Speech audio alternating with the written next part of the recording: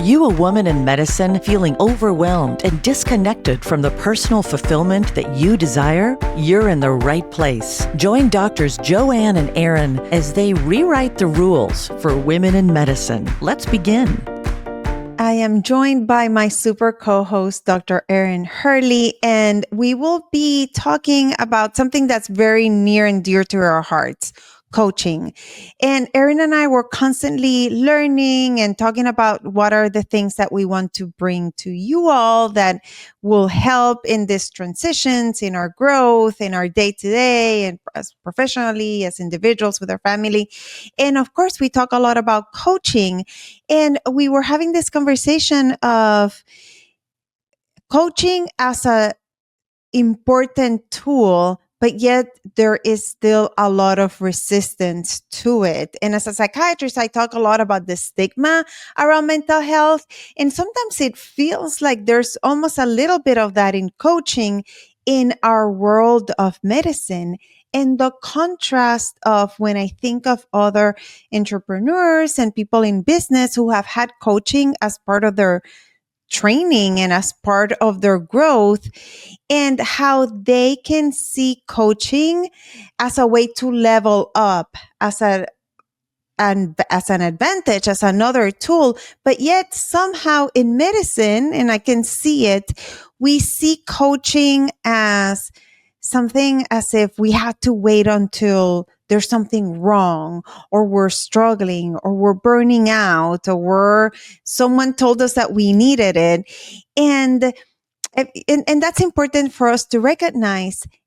But we wanted to talk about it in terms of a tool to really have available to you to prepare. And Erin was recently at a conference and she shared this statement, and I'm going to read it. It said, "You can't stop calamity, but you can stop the downward spiral." And it was so powerful. And we were thinking, this is perfect to talk about how we can prepare ahead of time, and how when we have tools, we go through life differently, and how coaching can help. Anyway, so that's a long introduction. Erin, tell me more about that statement, and let's start there. Well, as Joanne shared, I recently went to a 2-day business conference, and that statement about you can't stop the calamity.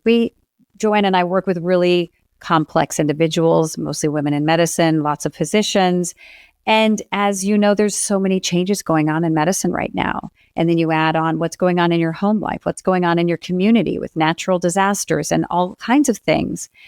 And when you think about the things that are out of your control, do we have to wait until an emergency shows up? Or can we be prepared for, I don't know when it's going to show up on my doorstep? What if I do the preparation now? Because you know that there's going to be things coming up, the bumps in the road for you. And if you can expect that's just part of life, how can I be best prepared instead of being taken completely off guard? And for myself, having worked with a coach now since 2017, so was that like 8 years, I recognize when that calamity has struck my life now, having that coaching, having those skill sets and those habits I've developed have made me so much better prepared that my life didn't fall apart. I was on a strong foundation. And that allowed me to continue moving forward even when things got really rough. And I'll share, I've mentioned this a few times on the podcast. In 2020, I hit one of my highest highs. It's actually when I met Joanne in person for the first time. I'd been following this personal growth and development leader, Brendan Burchard, since 2017. And there were very few people in medicine. And when I went to this in-person mastermind, this collection of about 200 people, that was the first time I found about 18 of us that were from medicine. And Joanne Sotelo was one of those individuals. And not only did we go to the trainings together, but we would go to dinner together and forge these connections. And I was so excited that I saw this momentum building of physicians starting to embrace personal growth and development, of meeting together outside of medicine and learning from those outside of medicine to develop even stronger those skills we needed to practice medicine. So that was in January of 2020. In February of 2020, Brendan Burchard put on so it went from 200 people in his mastermind to a big group of about 2,000 of us at this big conference. And Joanne and most of those 18 other healthcare providers were at this conference as well. And then after that, it was the beginning of March of 2020. And I led my first retreat for women in medicine on the beautiful Oregon coast. And it was such a success. And I was on this high, these 3 big events all in a row. And as I shared, the year was 2020. So things start happening, right? We're getting ready for the world to shut down, which we didn't know what was going to happen. And 6 days after my retreat, I find out my stepdad has terminal cancer, metastatic. He passes 16 days later. And 5 weeks after the passing of my stepdad, my mom dies of her progression through Alzheimer's, not related to COVID. And I think, had I not started at such an elevated position before these events happened, and then the world shutting down and all of the other events that happened, not just in my life, but around the world, I wonder, what state would I have been had I not had so much support, had so much energy, and started at such a high point in my life before everything came crashing down? I think I would have had a completely different outcome.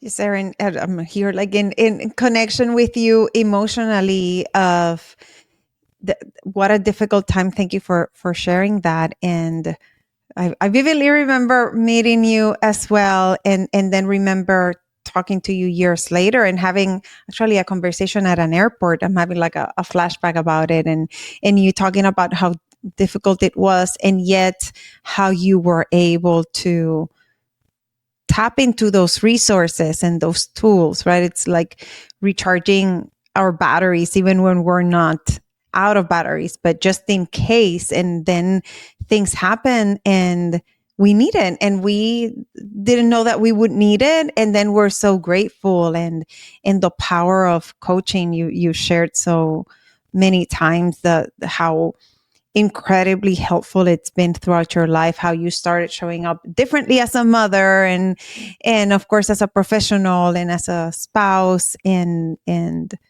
now then deciding these are tools that we all need. How can I spread the goodness? And how you then started your work as a coach, and how you're helping so many other women in medicine now. It's so powerful. And talking about that, why is it particularly important for women in medicine to have this concept of let's prepare for it, let's have tools ahead of time? Our lives are so complicated as a woman in medicine. We think about the roles we take with patient care. Many of the women I coach are leaders in medicine, or they own their own practices. So they're taking care of not only their patients, but their staff, and leading their staff as role models. And then at home, the women still take care of more of the household and childcare duties. So many roles, so many hats.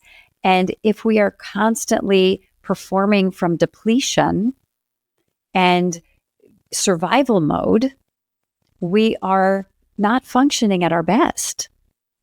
And I think of the power that I gained, not only from working with a one-on-one coach, but working in a group program with Brendan Burchard, who has coached Oprah Winfrey's team, who has coached presidents, who's coached Olympic athletes, and he's coached me, and he's coached Joanne.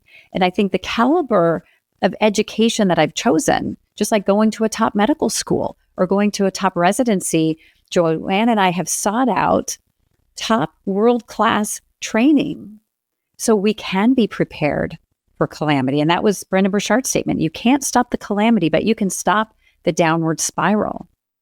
And by working with a coach or several coaches, it helped me become a better decision maker and think about all the decisions you make as a healthcare provider, whether it's this patient needs me to make a decision to help them stay alive, to help benefit their health and for your own family as probably a leader in your family. And I think about a key decision that I was able to get to because of my coaching. And this was after my stepdad had already passed. I had just returned to work, and my sister calls and she says, hospice called. They said mom's in her last stages of Alzheimer's. She might last 2 days. She might last 2 weeks. I'm moving her to my house. And if you want to come, now's the time. And I was working from home that day. Again, I had just returned. I was onboarding a new physician. And I was like, I've given up so many events in my life. My step grandmother's 90th birthday celebration and her 95th birthday celebration. And I made her wait till she was 100 before I went to her birthday celebration. And I was like, I'm not going to miss this. So I gathered my kids. I said, hey, here's the deal. I'm planning on flying to see grandma. If you want to come, let's go. I called my husband. I need you to come home, and packed in about 30 minutes as I'm calling my boss and saying, hey, I know I just returned after the passing of my stepdad. I'm going to be there for my mom. And so all of this is in motion. And now I got to find a flight for me and my 2 kids who are going to come. And I looked at the flights and I was like, I don't think we can get out until tomorrow morning. And my daughter, who I think was in junior high school at the time, she's like, Mom, you need to find us a flight today. I was like, okay, let me look one more time. We found the last flight of the day to get us in at, say, 11 o'clock at night. And this is during COVID when, the world is shutting down. The airports are bare. There's not restaurants open. Like, things have changed. And yet I listened to my daughter. I listened to my heart saying, you need to be there for your mom. Called my husband, you need to come home so you can stay with our youngest who was going to stay behind. And I found that flight for the 3 of us. And we literally had about 30 minutes to get out the door because the flight was leaving in about an hour and a half, and we live an hour from the airport. So we threw stuff in our bags. We raced out the door. We made it happen. And because I was so good at making quick decisions and listening to other members on my team, like my daughter, we got to the airport just in time to catch that flight. We made it to my sister's house, and my mom only made it for 36 more hours after we arrived. And yet, because we had made it there when we did, the one lucid time my mom had in her last day, we were there for it. I got to make eye contact with my mom. I got to have some silliness and help her smile and engage and have some lightness on her last day on earth. And witness the power of the hospice team. The hospice nurse's name was Angel, who came to help us figure out how to support my mom. I didn't know how long she had, but that was her final day. And I think had I not had that skill set that I had honed in from working with a coach at that time for 3 years, from listening to Brendon Burchard and growing myself for 3 years, for building the relationships with my husband to be able to say, I need you to come home right now. I'm leaving. And we literally passed each other on the street as I'm headed to the airport and he's headed home. All of those things made it so I was there to support my sister and my nieces and nephew and my own kids and my mom in her final day.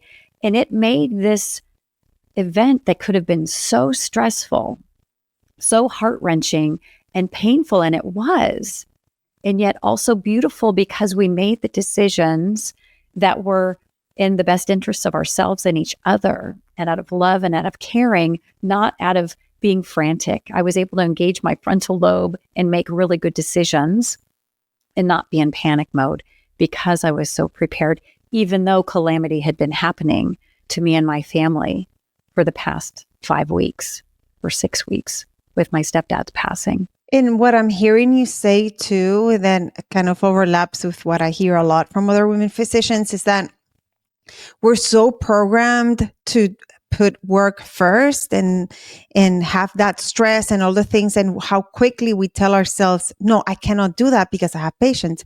I cannot do that because there's no one covering. I cannot do that because that's going to burden a partner.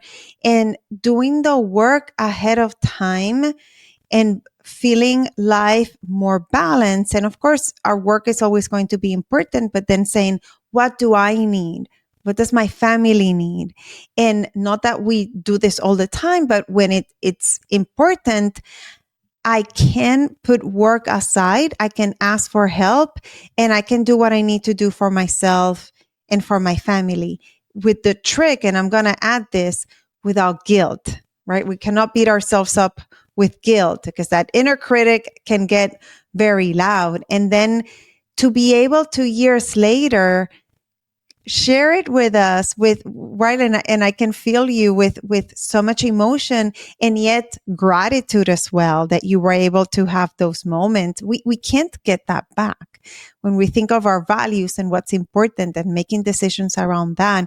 But that's work that we have to do ahead of time to have the awareness. That's like what we talked here before. I help a lot of my coaching clients with this of, we have to do the pre-work to do the work. We need to have the awareness of our values, our priorities, what's important in this season of our lives. Because sometimes we do the work, but we're running with kind of like an old programming or worse, programming given to us by someone else, and that you had been able to do some of that work already to then say, wait a minute, no, this is time for a pause, zoom out, look at the bigger picture, and then say, this is where I'm needed right now. This is what's important to me. And then the aftermath, of course, of my goodness, I can only imagine losing parents back to back, important people in your life in the time of COVID, when, right, like we don't have the same resources and the same backup and right, like that's not easy. And to struggle is appropriate, but it's very different when we have all the backups. And to compare and contrast, when you talk about doing this without guilt, years before, when my 19-year-old son was 4, he was hospitalized with juvenile rheumatoid arthritis, systemic juvenile rheumatoid arthritis, a really scary time. And during the time he was in the hospital, I was charting on my own patients, reaching out to the team, because I was a leader and a supervisor in a big healthcare organization. I'm reaching out, asking my team, what do you need from me? When my son is in the hospital bed next to me and he needs me. My husband needs me. And this was before I was working with a coach. It took another 7 years before I started changing how I did life. I look back at those times and I feel so guilty, and I don't want other physicians, other healthcare providers to think I don't have a choice but to chart on my patients when my own child is in the hospital, or when I'm in the hospital. I know another physician who was charting on her patients when she was in the hospital. And I think that is not okay. And yet during that time when I had to tell my boss, I need time off again to be here with my mom and then to support my sister with dealing with my mom's affairs, I was very strategic in 2 things. Number one, I had a physician colleague who'd only been working at my clinic for a year. I'd built a relationship with him and I trusted him, even with all the calamity that was happening during the pandemic. And I empowered him and I said, you've got this. The only piece that I'm going to own for work right now is if you have an urgent thing, you can reach me, but you get to do the patient care. I'm onboarding a new physician. So I made time for a phone call per day to meet with her, so that she was brand new to the organization and we were figuring out onboarding remotely. It was a chaotic time, but I had my wits about me to say, I'm going to take this one little piece and I'm going to delegate the rest. And I know you can figure it out. And so years later, when he took over my job as the medical director, how much better prepared was he, because I empowered him during this chaotic state to make decisions in all the changes that were happening day after day during March and April of 2020. It was a lot to ask of him, but I had learned to trust others, not micromanage like I thought I needed to do back when my own son was in the hospital. Huge difference. Yeah, so powerful. And if we wanted to have specific tools that we can use to do this, what would those be? We shared some already, but what else can we do? Okay, you're going to get tired of me saying this, but I always talk about meditating. By the time 2020 hit, I had been meditating for 2 to 3 years. That was time for me, and it didn't take a lot of time, 12 to 20 minutes. So meditating, sleeping, as Joanne says, let's get back to the basics. I had been investing in sleeping more and making sure I prioritized that. I asked for help. I had been working with a one-on-one coach for 3 years. I continue to work with coaches in my life. I'm like, I do much better when I have an outside perspective to help me. So getting that help, and it may be a coach, a therapist, a friend, a mentor. Let's stop doing things by ourselves and build the community of experts and also social community that we need to support us and cheerlead us on when we don't have that ourselves. I think those are the main things, keeping it simple, right? But what did I need to do to refill my tank? And for me, the beach is a healing place. So after the passing of my mom, again, there were so many magical things that I can look at. I'd grown up in California. I was at my sister's in Southern California when my mom passed. And we decided to stay for at least a week to help put the affairs together. And we knew we needed some healing. And so we pile into the car and we go to the ocean and walk on the beach. And the water looked really red and murky. And so we asked somebody who was working there, and they're like, oh, it's the algae. Tonight, there's going to be bioluminescence. And so we drove home. We came back that night, and I had, lived many decades in California, had never seen this before. As the waves are crashing along the ocean after the sun had set and darkness came out, the entire wave is lighting up this iridescent blue color. Magic bioluminescence that I had never witnessed before in my life. And why did we experience that? Because we asked ourselves, what do we need in this really tough time to pour back in so we can manage our mom's affairs, so we can lean in as a family, so I can be a better sibling, so I can bring my best self. I'm going to come to nature and I'm going to witness this phenomenon and pour back into myself so that I can recalibrate and get back to a higher space, right? If I had started in a deficit when this whole process started, if I didn't continue pouring into myself, I'd be completely depleted and not able to bring my best, even when the worst of circumstances had happened. And you can do the same. It's not rocket science. I'm not a genius. I just learned to listen to other people and saying, what's going to help me do better? And how can I make it for my life as a woman, physician, leader in medicine, as a parent, as a spouse? And if I can do it, I'm sure you can too. So many important things. I like to think of how, right, like the backups, like the mental backup to build that mental flexibility, the emotional backup by processing in real time, and then that physical backup that, like you were mentioning, the getting back into the basics of sleeping and eating well and the rest and all the things and the tools. And again, going back to, we can't control that things are going to happen, but we can control how we show up. We can control the way we approach the situations, what thoughts we choose to feed. And those are all tools that you can practice, and coaching can be a very powerful tool for that. Erin, any nugget to leave us with today about all of this? I wrote down the word grace. We can be so hard on ourselves, and we spend 24/7 with our own mind. And when we can learn to have grace for ourselves and acknowledge, what circumstances have I gone through? Let's not minimize those and say, of course you're exhausted. Think about the week you had. Of course you're irritable because of all the things happening. So give yourself grace instead of, you can't stop the calamity, but you can stop the downward spiral. And that starts with having grace for yourself in order to better have grace for what's going on in those around you. Beautiful words. And for all of you, if this was helpful, please share this podcast with someone else that you believe can benefit from all of this. We show up from our hearts. And with that, stay tuned because our next episode is coming right up. Do you want exclusive resources and the opportunity to connect with us?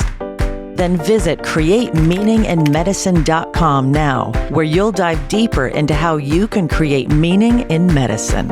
And if you're serious about optimizing your results, take 2 quick steps now. Connect with us on the website and tune in to the next episode.